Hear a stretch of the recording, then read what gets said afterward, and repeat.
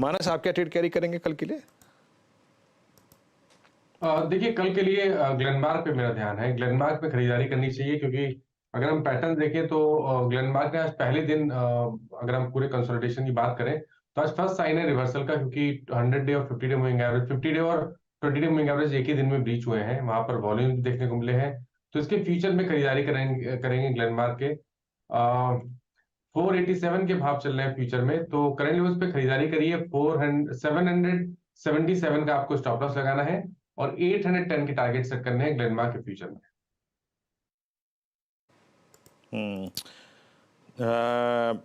चंदन, आपका ट्रेड क्या रहेगा?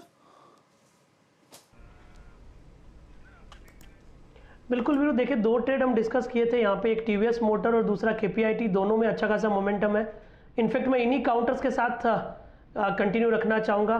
केपीआईटी को नया ट्रेड भी लिया जा सकता है, अब ऑलरेडी इसमें अच्छा मूवमेंट हुआ है, तो नए ट्रेड पे ध्यान रखें। तो यहाँ पे 1306 के आसपास का सपोर्ट रहेगा, अगेन टारगेट सेम रहेगा 1350 1355। So TVS motor KPIT already recommend किया है, केपीआईटी को वापस मैं बीटीएसटी के तौर पे भी यहाँ पे सजेस्ट करना चाहूँगा।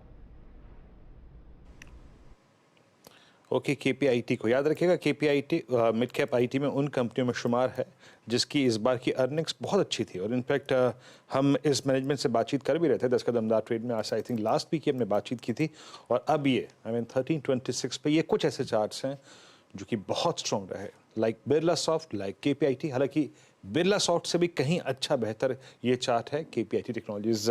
गौरांग, आप क्या पिक करेंगे? तो अगर बाजार थोड़ा बहुत संभलता है यहाँ से, तो मेरे ख्याल से ऑटो क्षेत्र में एक कंपनी जो कि काफी अच्छा आउट परफॉर्म कर रही है वो बजाज ऑटो, तो यहाँ पर नजर होगी हमारी। बजाज ऑटो को आप पिक करके कैरी करेंगे। रुचित, आपका ट्रेड क्या रहेगा? ओके, मेरे ख्याल से रुचित अब नहीं है। राजेश सतपुते जी बचे हुए हैं अभी, उनसे ट्रेड लेते हैं, और गाबा सर का ट्रेड भी बाकी है। राजेश जी, आपका ट्रेड? वीरेंद्र जी, देखिए मैं एस्ट्रल को लेके जाऊंगा, मेरी नज़र है एस्ट्रल पे। आज यहाँ पे एक प्राइस ऑन वॉल्यूम ब्रेकआउट आया है एस्ट्रल में, और मुझे लगता है कि ये करीबन 1940 तक जाएगा, 1940। 1896 पे ये फिलहाल ट्रेड हो रहा है, तो बाय करे, स्टॉप लॉस रखे 1875 का एस्ट्रल। ओके, एस्ट्रल एक सेकेंड, एस्ट्रल के चार्ट्स को जरा मैं भी देखता हूँ। बहुत दिनों बाद इसका नाम आज अपीयर हुआ है, मतलब मेरे सामने। इट्स 1889। राजेश जी ने क्या देखा है ऐसा? ओके, आज क्लोज शांत है, देखिए 0.8% ऊपर है, बट ये क्लोज आ रहा है सारे एवरेजेस के ऊपर, यानी राजेश जी आने वाली तेजी को भापते हुए। प्रकाश सर, आप क्या कैरी करेंगे? मैं कैरी करूंगा बर्जर पेंट, ट्रेड करे 586 पर, स्टॉप होगा मेरे ख्याल से 581 का होना चाहिए, टारगेट होगा 600 का। Berger paint. जी हाँ, बर्जर पेंट्स। जब मैं एशियन पेंट्स की बात कर रहा था, जब मैं गौरांग से व्यू ले रहा था, उस वक्त मेरी बर्जर पे भी नजर गई थी, लेकिन मैं बात नहीं कर पाया था। आई थिंक उस वक्त कुछ विषय थे, बट बर्जर पेंट की क्लोजिंग बहुत स्ट्रांग है, और मेरे ख्याल से लास्ट अगर आप सितंबर अक्टूबर को देखें या फिर नवंबर के इन सेशंस को देखें, इसमें 2 बहुत ही खराब कैंडल क्रिएट हुई थी। एक 25 सितंबर को, और उसके बाद एक 28 सितंबर को, जब क्रूड बहुत तेज़ी पकड़ गया था। और उसके बाद पहली बार आज हम उस 28 सितंबर की लगभग कैंडल का 60% लॉस कंप्लीट, वो कैंडल में कन्वर्ट कर दीजिए, उस चार्ट को दिखाइए। कहने का मतलब ये है कि अब ये 25 सितंबर के बाद के सबसे हाईएस्ट क्लस्टर पे आकर ट्रेड करता हुआ, तो क्रूड का एडवांटेज पूरी तरीके से कैरी करता हुआ Asian paints, Berger paints, KPIT जो चंदन ने रिकमेंड किया वो डे हाई के जोन में आके ट्रेड करता हुआ। और एक बार मैं यहाँ पर यूनाइटेड स्पिरिट्स को फिर डिस्कशन में शामिल करना चाहूँगा। ऑन सीरियस नोट, अभी तो मजाक कर रहा था मैं ऐसे ही बस, लेकिन चंदन, ये ब्रेकआउट आप कैसे रीड कर रहे हैं? और मैं ऑलमोस्ट ये कह सकता हूँ कि जनवरी 2015 से चली आ रही है एक वाइल्ड चैनल का जो स्विंग हाई है, या फिर जो राइजिंग चैनल का जोन है, वो कटने को तैयार है। इस ब्रेकआउट को कैसे रीड करेंगे आप? बिल्कुल, on a serious note Veeru, काफ़ी अच्छा ब्रेकआउट यहाँ पे हुआ है। हमने यहाँ पे टीवीएस मोटर और केपीआईटी की बात की, और तीसरा ट्रेड का नाम पूछोगे तो मैं मैकडोवेल यहाँ पे डिस्कस करने वाला था। मैकडोवेल की बात देखें तो ऐसा लग रहा है कि हाई स्प्रिट ब्रेकआउट यहाँ पे हुआ है, फेस्टिवल सीजन को चीयर कर रहा है। डेली चार्ट पे continuously higher top higher bottom के सीक्वेंस बन रहे हैं और डिसाइसिवली अब 1100 के ऊपर टिकने के लिए तैयार हो रहे हैं। आप देखोगे लगभग 17 अक्टूबर को 1100 के आसपास नहीं पहुंचा और वहां से डिक्लाइन हुआ और वापस उस लेवल को अटेम्प्ट कर रहा है। तो सेम लेवल पे डिक्लाइन और वापस उस लेवल को अटेम्प्ट कहीं ना कहीं बड़े अपमूव के इंडिकेशन यहाँ पे मिल रहे हैं। तो मेरा मानना है कि आज नहीं तो 1-2 दिन में यहाँ पे रैली बनना चाहिए। 1080 का सपोर्ट बना सकते हैं, ऊपर में 1130 से 1140 तक का स्विंग यहाँ पे बनना चाहिए। तो ओवरऑल बुलिश बायस है, ब्रेकआउट के लिए काउंटर तैयार है। हल्का सा फॉलो पाते ही 4 से 5% का रनअप आपको मैकडोवेल यानी यूनाइटेड स्पिरिट में बनना चाहिए। यूएसएल नंबर से पहले यहाँ पर अच्छा खासा एक्शन बनता हुआ दिखाई दे रहा है। अच्छा, वैसे एक और स्टॉक जिसमें एक्शन दिखा है आज नतीजों से ठीक पहले, वो है बाटा इंडिया। बाटा इंडिया का चार्ट लेकर आइएगा। प्राइस एक्शन 1% का, लेकिन ओपन इंटरेस्ट एडिशन करीब 16-17% तक का है।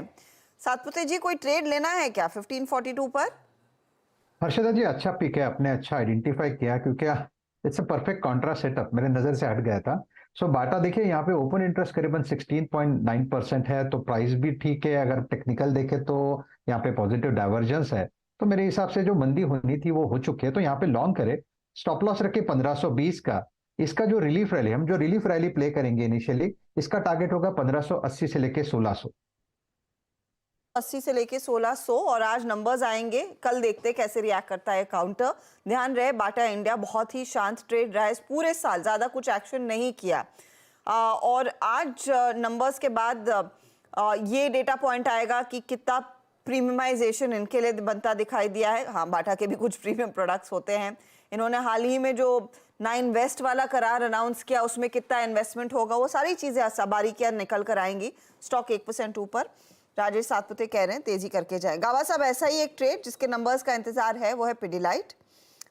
1% का इजाफा 2478 पर स्टॉक। कल दोपहर को भी हम इसे मेंशन कर रहे थे। क्या यहाँ आप ट्रेड कैरी करेंगे?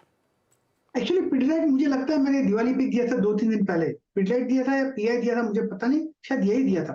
अपमूव मिलना चाहिए पिडिलाइट में, अच्छा लग रहा है। बेस है 2425 पर, अपमूव मिलेगा तो मेरे ख्याल से 2550 तक जा सकता है। मैटर ऑफ टाइम, 2-3 दिन लग सकते हैं, लेकिन यस पिडिलाइट मुझे पसंद है।